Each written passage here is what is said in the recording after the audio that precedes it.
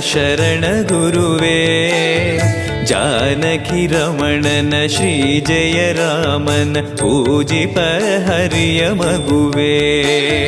ದೇವಕಿ ನಂದನ ಯಾದವ ಕೃಷ್ಣನ ಭಜಿಸುವ ಶರಣ ಗುರುವೇ. ಜಾನಕಿ ರಮಣನ ಶ್ರೀ ಜಯ ರಾಮನ ಪೂಜಿಪ ಹರಿಯ ಮಗುವೇ.